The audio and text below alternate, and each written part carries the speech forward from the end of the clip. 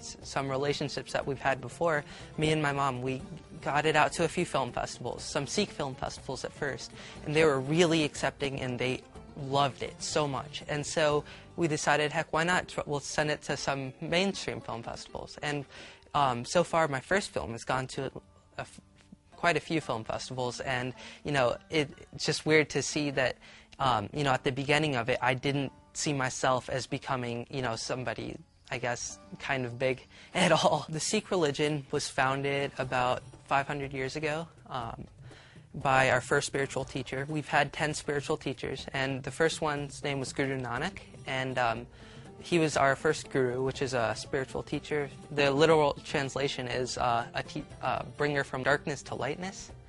And so he basically was born in India at a time where inequality was really prevalent.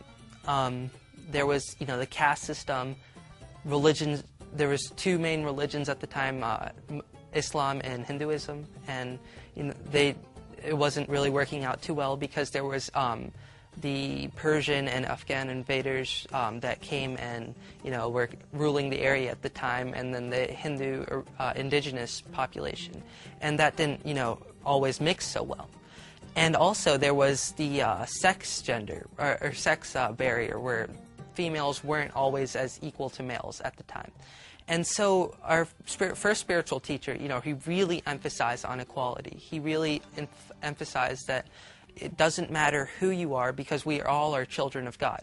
As our religion tells us, we keep our long hair, and that's because we believe that God has created human beings, and we believe that God is perfect.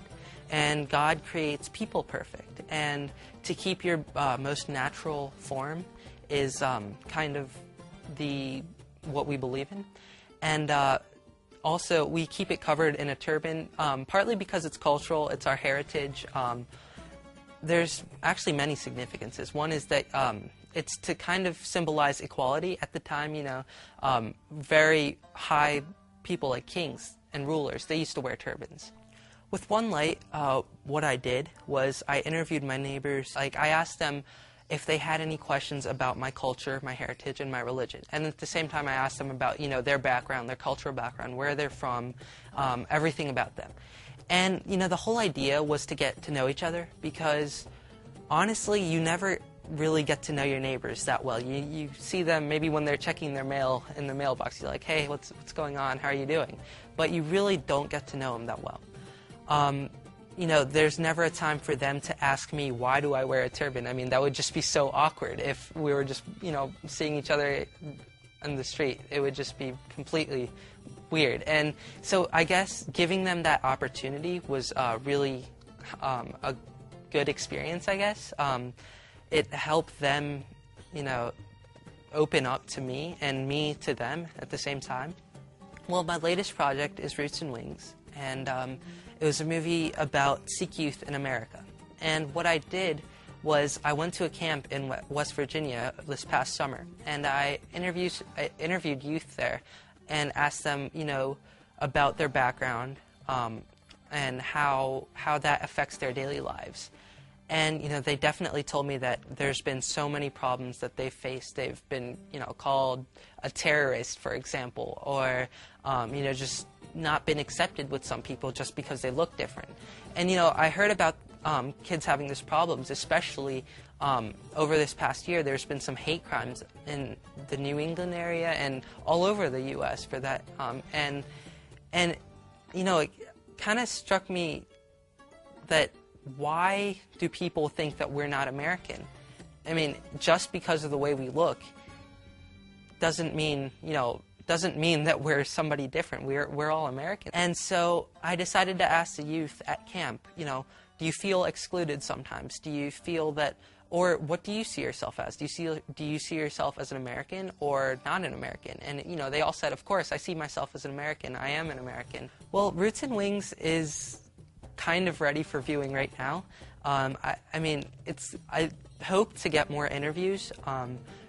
Last summer, I finished a version just with the interviews of the kids at camp, and when I went to a film festival in New York, I got to meet with one of the kids who got, punched in the face, and we got an interview with him. So I would like to put his interview with, and so maybe at the end of this summer or sometime probably at the end of this summer. The best part about being a filmmaker is definitely going to film festivals and definitely, getting to see other people's movies as well as your own on the big screen. After we have our screening, they'll invite you for a Q&A session, and that's definitely fun because you get to just get up there and talk about your movie and, share your whole experience with people that really want to know about how the process is. I think I would like to go into international relations as my career, but I definitely think I'll maybe make documentaries as a hobby. My advice to young people that want to pursue their dreams is to really know what you want to do and know who you are. Because even if you're different and, people make fun of you because of how you look or how you talk or whatever, you really need to be comfortable with yourself before you can do something, before you can be someone. I guess when I wrote the poem, I was in 5th grade, and I think I was in 5th grade at least. At that time, 9/11 had happened 4 years before that, and being in 1st grade, nobody really cared. But when I kind of got older, that started to come out. I guess the real thoughts of people maybe were coming out towards me, and, they're just ignorance. And I guess I kind of was inspired to write the poem, partly because, I was reading a book about Sikhism and the values of it, but also that, the name in our language means that the son of kindness is righteousness, and how that's possible is because kindness is, the mother. You can't have any other values if you don't have kindness for others, if you don't have love for others. I think what I want the audience of my films to learn about Sikhism is that, of course I want them to learn about our religion, about the values, about who we are and our history. But what I really want them to learn is that, people that look different and people that, that are Sikhs that look different aren't different. They are, humans. I have a website that's still, kind of developing, and it's called Onelight-films.com. If you would like to get more information about Angad and his films, check out onelight-films.com. And be sure to look out for his latest film, Roots and Wings.